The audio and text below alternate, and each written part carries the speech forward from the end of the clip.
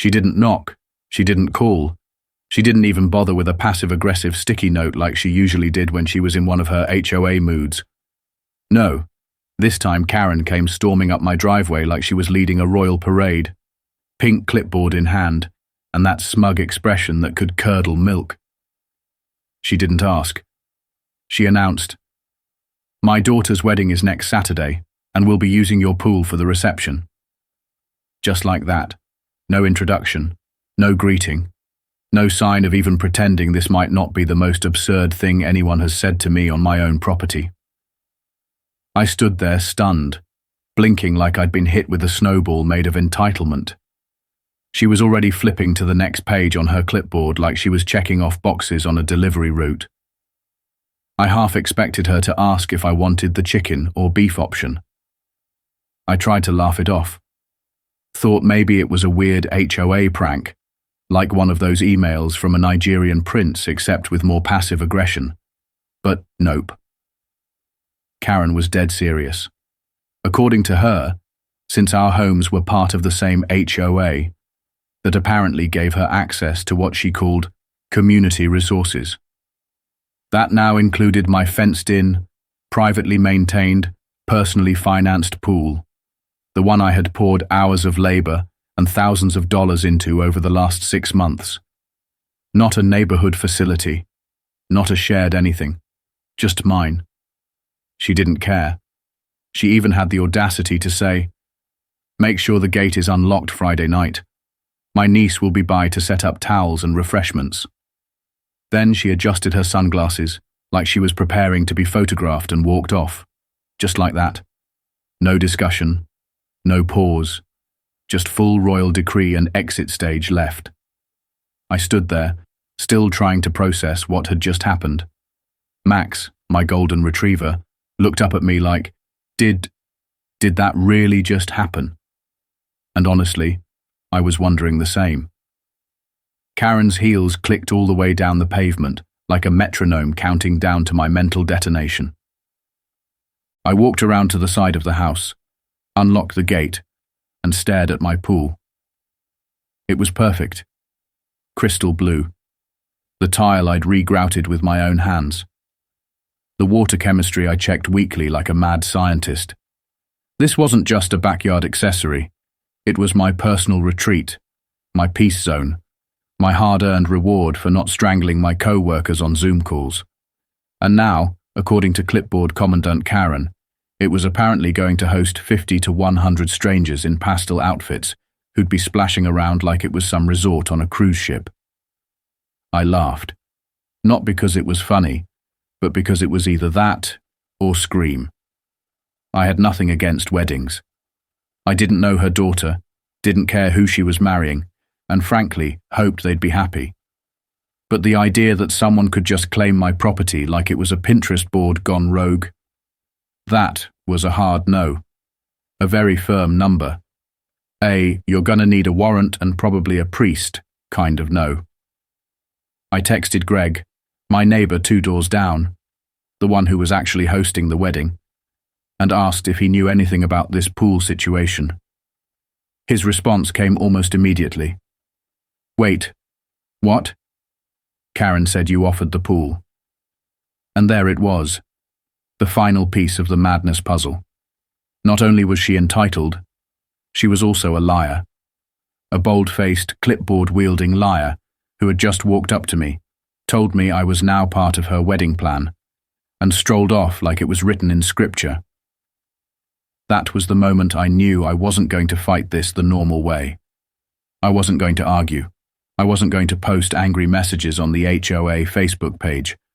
I was going to do something different, something memorable, something that would make her think twice before ever marching up my driveway again with a clipboard.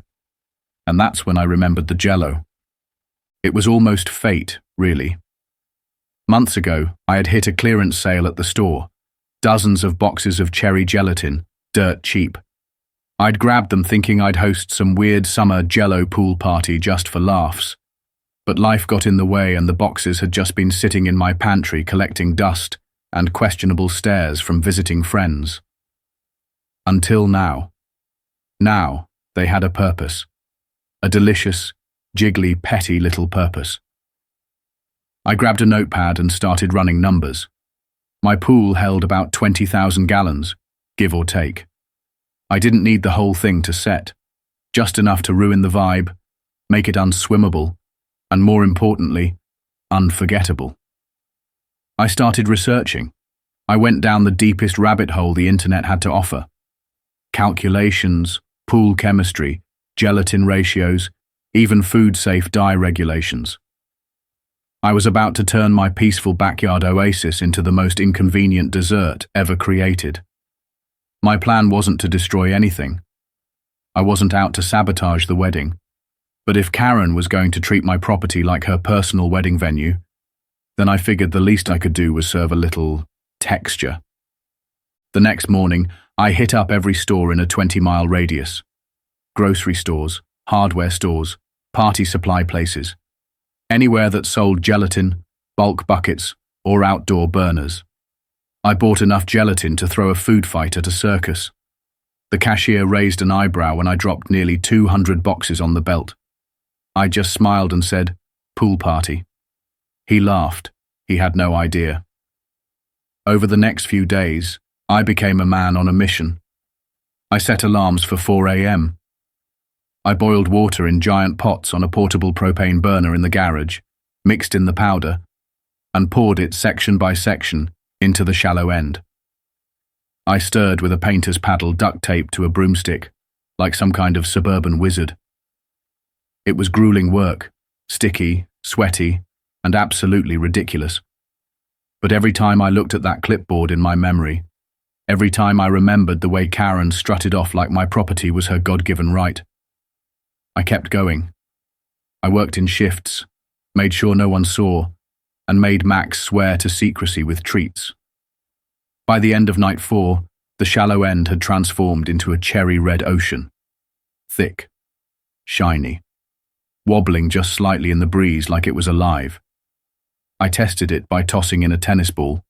It bounced. I smiled. This was it. This was the kind of pettiness that would echo through HOA meetings for generations. I laminated a sign and hung it on the gate. Caution. Experimental dessert. Cooling in progress. No lifeguard on duty unless he's holding a whisk.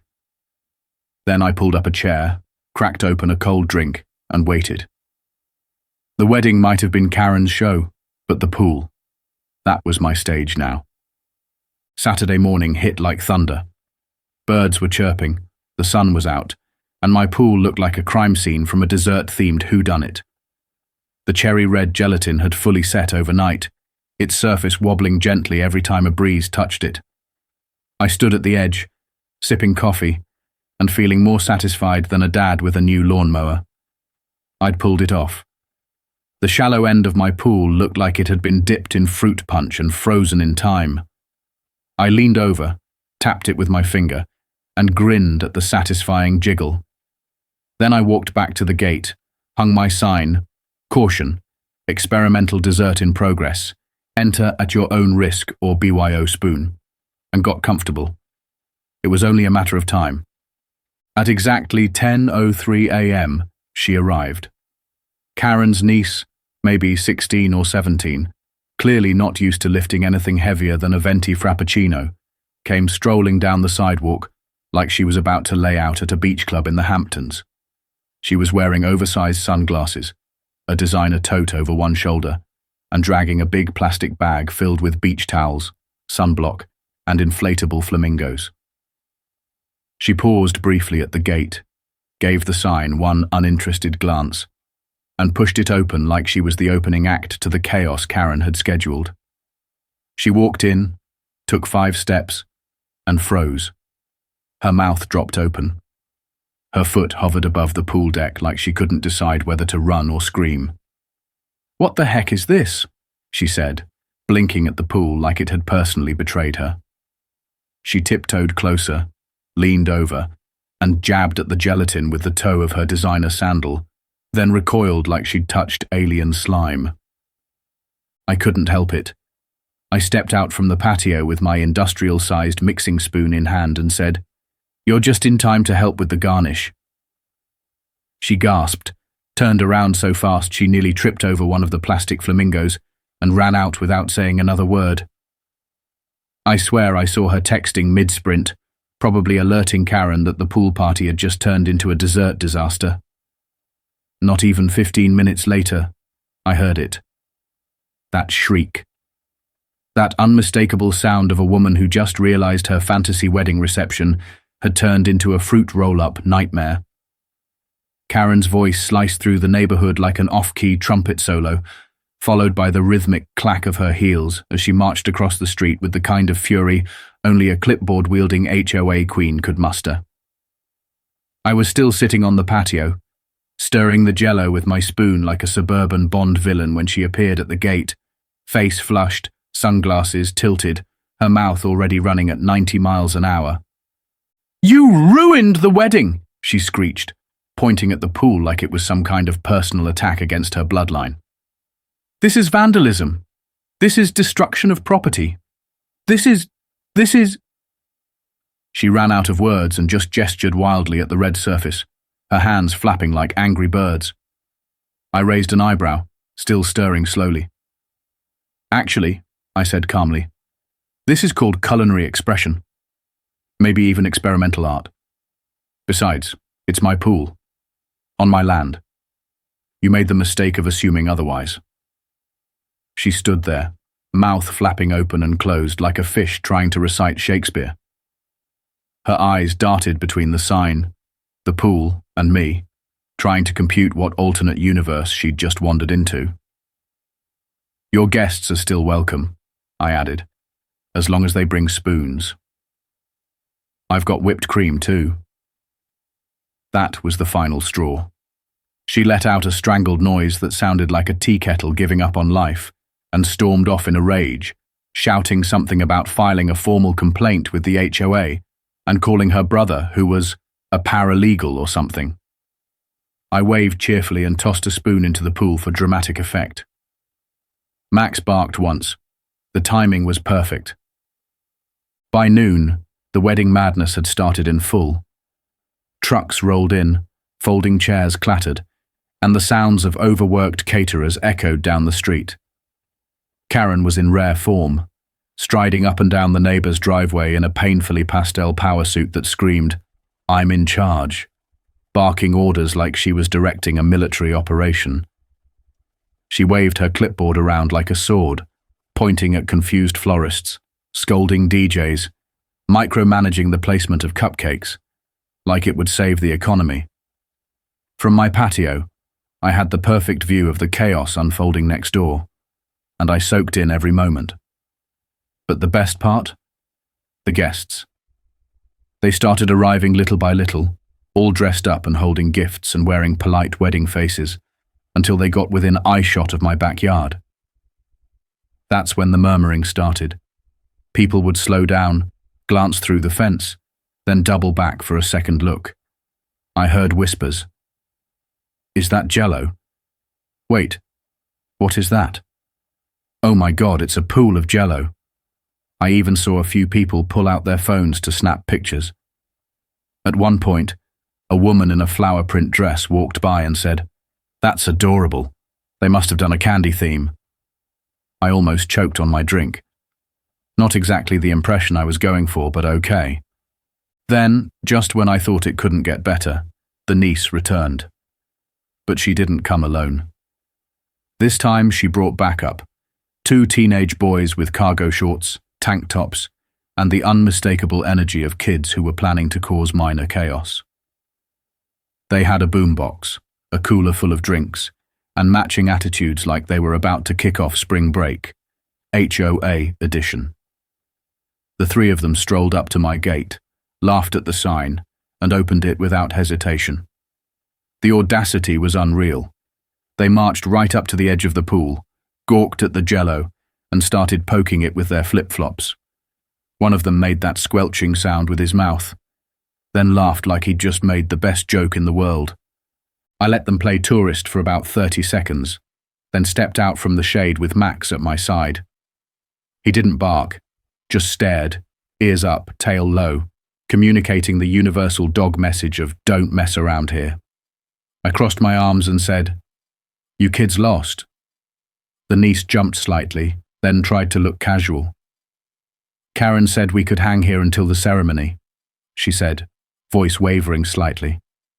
"We just needed a place to chill." I smiled. "Plenty of chill right there," I said, gesturing to the rippling red surface. "Though I wouldn't recommend diving unless you want to ricochet straight into a hospital bill." One of the boys whispered, "Dude, is this edible?" I replied without blinking. "Only if your insurance covers gelatin-based accidents." That did it. No one argued. No one talked back. They gathered their things and left, though the niece rolled her eyes so hard I thought she might sprain something. I watched them leave, Max giving a low growl for good measure. The gate clicked shut behind them. The pool jiggled quietly in approval. By late afternoon, the atmosphere on the block had fully shifted. The wedding was officially in progress, but all the energy, all the attention, it wasn't on the ceremony, or the couple, or the decor. Karen had micromanaged down to the placement of every petal. It was on my pool, or more accurately, the legendary sea of red wobble that had become the neighborhood's accidental centerpiece. Guests were still arriving, dressed in pastel suits and floral dresses, milling about the neighboring yard trying to make sense of the chaos Karen had clearly failed to control. And while most weddings are remembered for the vows or maybe the cake, this one was rapidly becoming known for something else entirely, because every time someone passed my fence, they stopped, stared, whispered. Some even laughed out loud. I heard one woman say, "Is that like real Jello?" Another replied, "Yeah, it's like set. You could walk on it." Someone else muttered, "Only Karen would screw up this bad." I sipped my drink, leaned back, and savored the sweet sound of gossip working its magic. But the true turning point came when a few of the groomsmen wandered over, probably after a few drinks, judging by their swagger and the volume of their conversation. One of them, a guy with a shiny forehead and sunglasses that screamed midlife crisis in denial, pointed at my pool and slurred, $50 if you belly flop." The group erupted into drunken laughter. The others egged him on, and he took it as a full-blown dare. I didn't say a word, just raised my eyebrows and watched. He climbed up onto the edge of the shallow end, flapping his arms like a bird about to take flight. Then, with all the grace of a water buffalo in slow motion, he launched himself into the air. For a split second, everything stopped. Then he hit the gelatin and bounced. Not gracefully, not softly. He landed flat like a pancake on a waterbed, slid a few feet, and ended up face first in the shallowest part of the Jello ocean. There was a pause, a ripple of shock. Then the entire crowd next door burst into hysterics. People were cheering, filming, nearly doubled over. I swear even the DJ paused the music because he couldn't believe what he was seeing. The groomsman stood up wobbling, completely covered in red goo, raised his hands like a gladiator, and shouted, "Best wedding ever!" That's when Karen appeared. Like some sort of final boss, she burst through the garage doors, her face locked in a mask of horror and rage. She shrieked so loud, it startled the doves from a centerpiece across the yard. "No, stop! This is a lawsuit waiting to happen," she screamed, sprinting across the lawn in heels that were absolutely not made for grassy terrain. She grabbed the groomsman by the arm, practically yanking him out of the Jello, ranting about liability, insurance nightmares, and gelatin-based injuries. The guy just laughed, said, "Chill out, Karen," and walked off, leaving a red, sticky trail behind him like some kind of cherry-flavored war hero. Karen turned her fury on me. Her face was redder than the pool, eyes blazing. "You're going to pay for this," she shrieked, like I had just vandalized the Vatican instead of my own property. I stood, calm as ever, and said, "You're welcome. That man just saved your party. Honestly, he might have saved your daughter's marriage. I've never seen this many people smiling at once. I gestured to the fence, where at least half the wedding guests were still laughing, recording, or whispering to each other while glancing over. Smile, I added. You're trending. And that was the truth. Because just minutes later, I saw the first video pop up on the neighborhood group chat. Then another, then TikTok. Karen's Jello pool. HOA gone wild. When the wedding meets dessert disaster. The hashtags were coming fast, and the comments even faster. Memes were being made in real time. One had her photoshopped with a spoon and the words "Taste Justice" written across the bottom. It wasn't just going viral. It was spreading like wildfire with a cherry-scented trail of petty perfection. That night, my phone buzzed non-stop. Notifications from neighbors, friends, even strangers. One message just read, "Legend." Another said, "You just saved the soul of this neighborhood." But the best one, a photo of Karen, standing at the edge of the yard, arms folded, scowling like she was trying to control the wind, with the caption, "Dictator defeated by dessert." The next morning came fast and quiet. The street was littered with crumpled napkins, empty wine bottles, and half-deflated balloons. The wedding was over, but the aftermath had only just begun. I was in the backyard again, sipping my coffee, feet up, Max chewing lazily on a tennis ball, when I heard the sound I'd been waiting for. The sharp knock of passive-aggressive authority. I opened the door to find Paul, the HOA president, standing there like a man who had aged 20 years overnight. He wasn't holding his clipboard like usual. In fact, he wasn't holding much of anything. Just a lukewarm expression and a half-hearted, "Mind if I come in?" I let him onto the patio, and he sank into a chair like he'd just come back from war. He didn't even glance at the pool. He stared right at it, like he was trying to understand how gelatin could defeat a suburban regime. "Karen called an emergency board meeting this morning," he said, rubbing his eyes. "She's filing a formal complaint. Says you sabotaged a community event and caused emotional distress." I blinked slowly. "You mean my pool? That she tried to hijack?" He nodded, sighing. "Yeah, that pool." I gave him the rundown. Texts from Greg confirming I never agreed. Footage of Karen's niece trespassing. A copy of the laminated warning sign. The receipts from every gelatin box I bought. The groomsman's dive that the entire neighborhood filmed. I even showed him the part of the video where Karen yelled at her own guests for laughing. Paul didn't argue. He just shook his head. "Look," he said, "between you and me, no one on the board wants to defend her. We're just trying to calm the fire down. She's threatening lawsuits. She says she's bringing in her brother, some kind of retired paralegal." I smirked. "Great. Let's bring dessert law into the mix. I'd love to hear a judge explain why a man can't fill his own pool with gelatin." Paul cracked a laugh for the first time that morning. "You're the weirdest kind of genius I've ever met." He stood up, brushed off his pants, and glanced at the pool again. "You know this is going to be remembered, right?"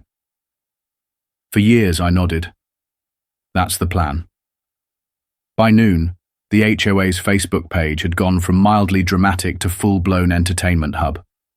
Someone compiled all the Jello moments, Karen's freakouts, the groomsman's cannonball, the memes, and set it to circus music. Karen tried to have it removed. Within minutes, 3 more versions popped up. The comment section became a roast session.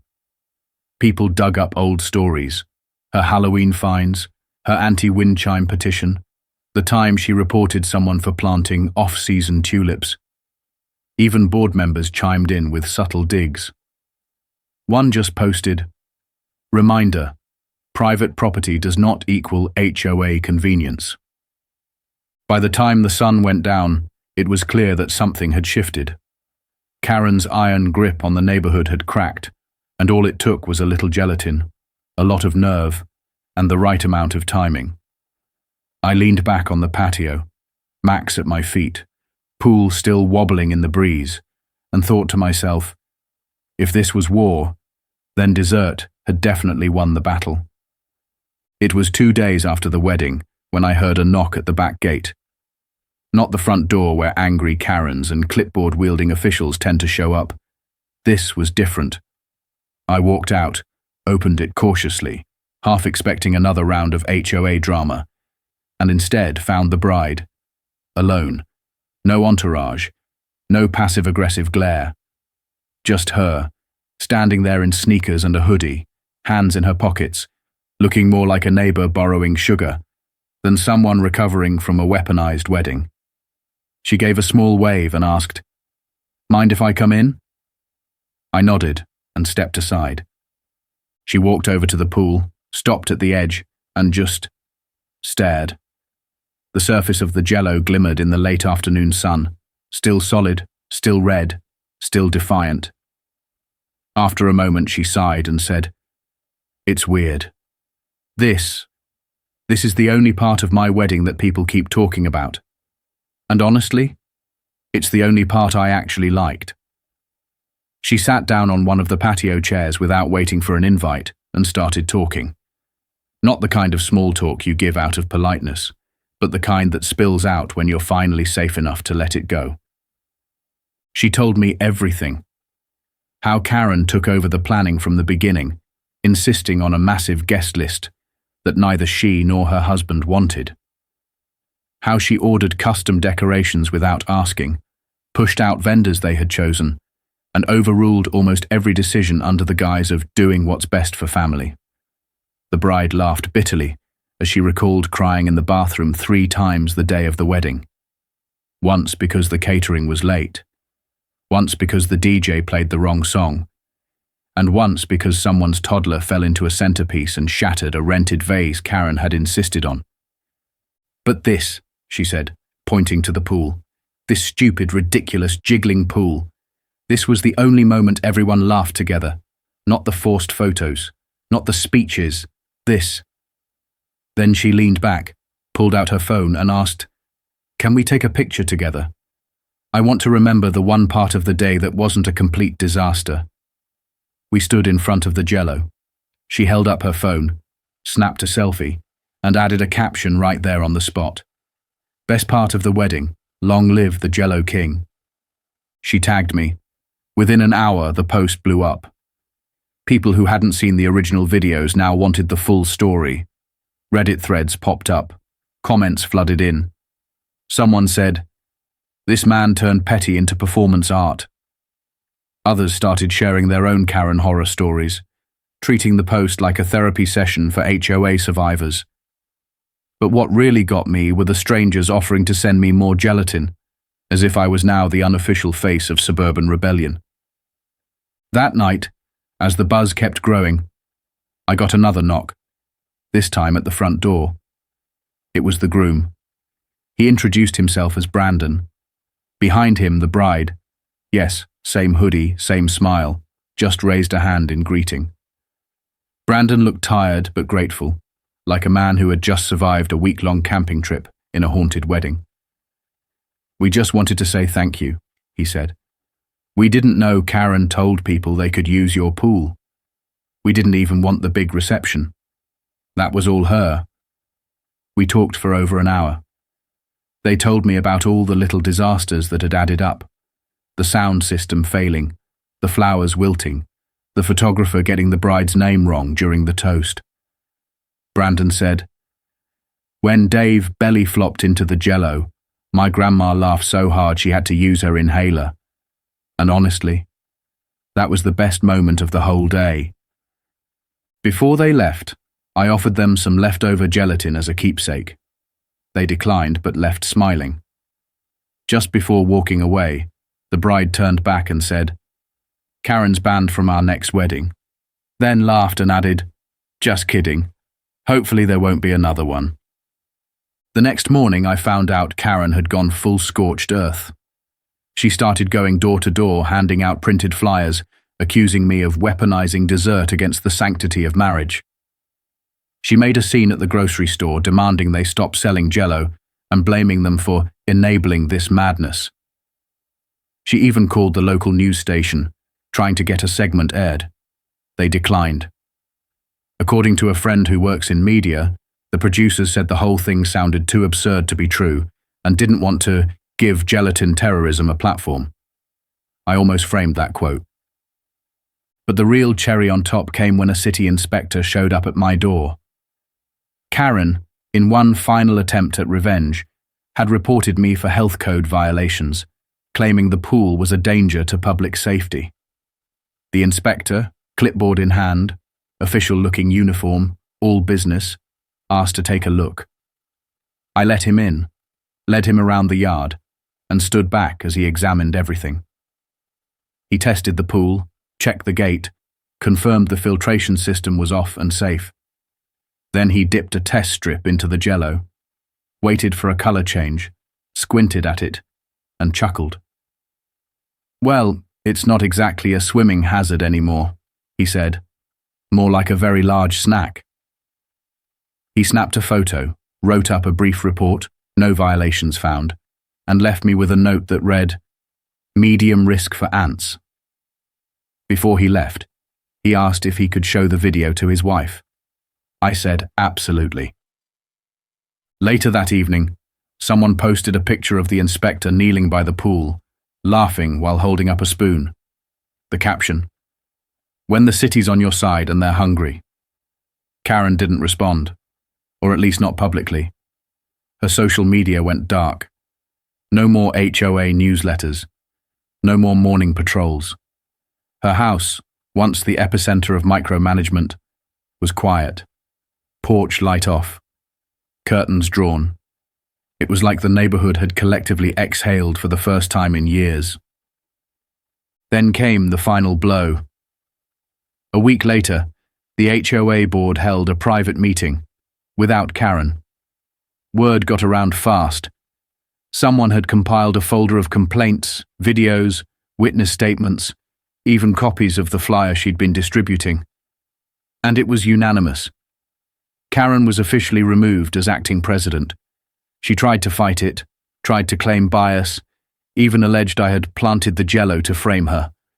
Which, honestly, is a theory so ridiculous I hope someone writes a conspiracy podcast about it.